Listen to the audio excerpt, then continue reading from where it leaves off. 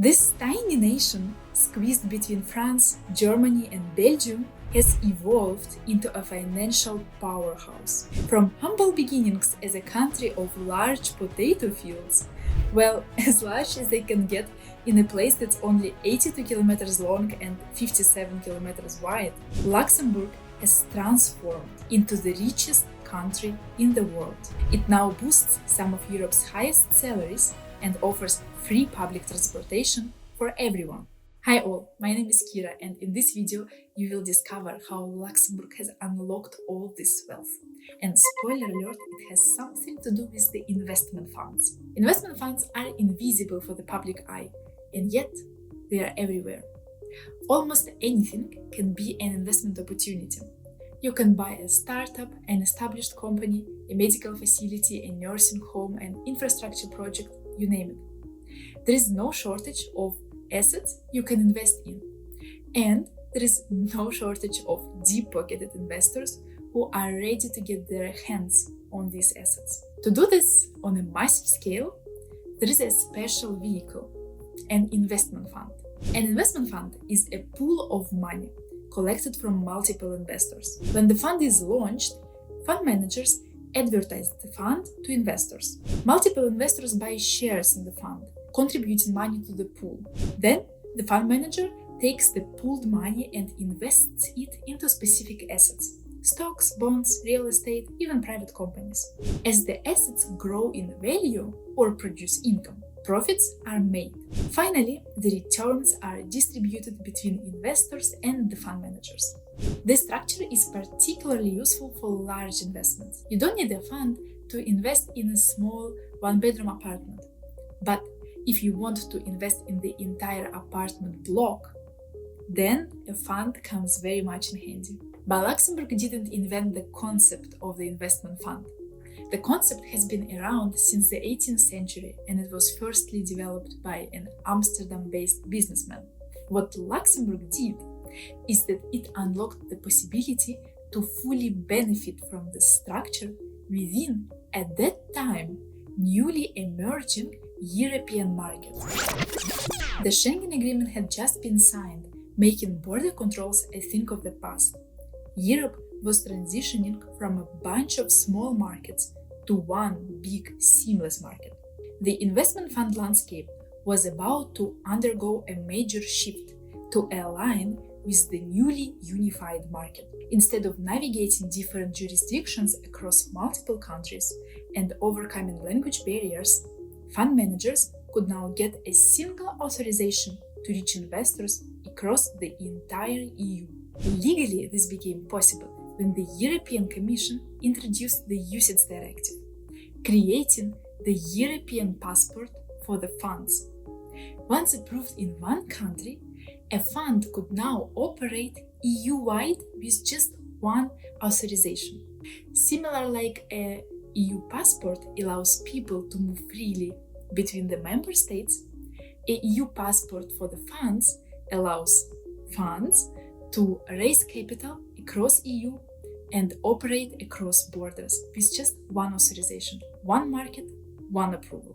And to make things even smoother, Luxembourg's multilingual environment, with lawyers being fluent in 3 official languages: German, French, and Luxembourgish, plus English, because anyone in that position had to speak English anyway, gave Luxembourg a distinct advantage in that international financial sector. A larger market means more people, more money, and more opportunities to make even more money.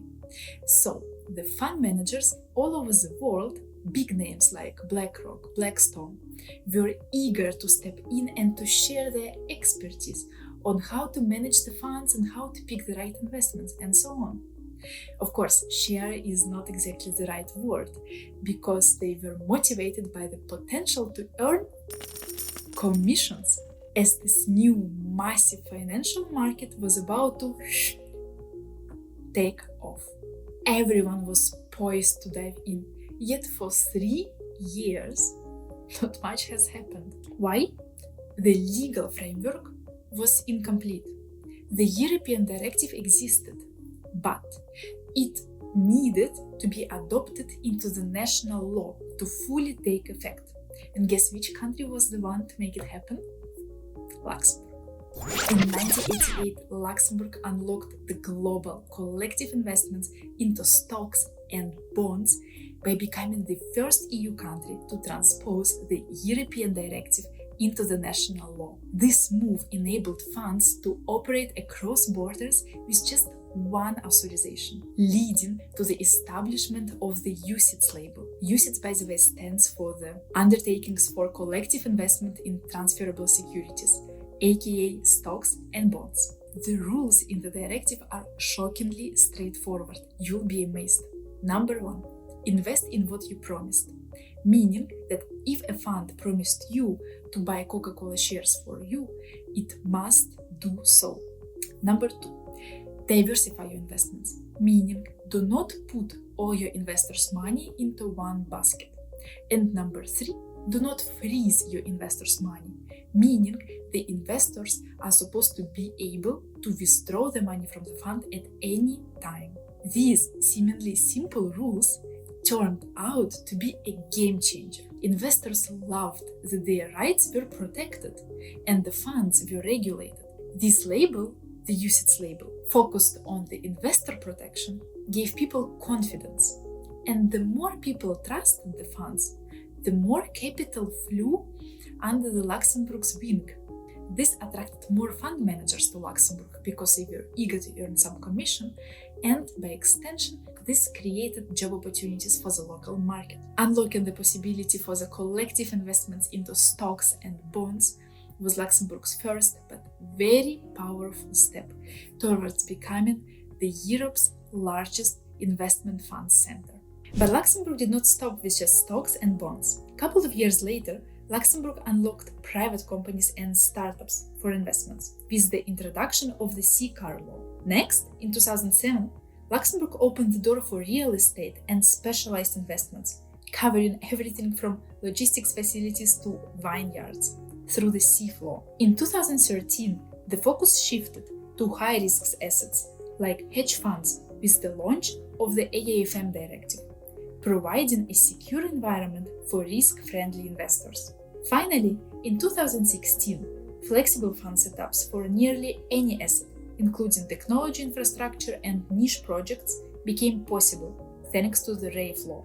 This systematic approach transformed Luxembourg into a thriving investment hub, catering into a diverse range of opportunities. Step by step, Luxembourg has built a system that allowed investors to put their money in almost anything, starting with stocks and bonds, going all the way through to vineyards and private companies and beyond. The flexible legal structure has made Luxembourg one of the most attractive places in the world to set up an investment fund, setting the economy for success. That was it from my side. I hope you find this video useful. I wish you a wonderful day. Stay informed and stay tuned, and I hope to see you next time. Bye.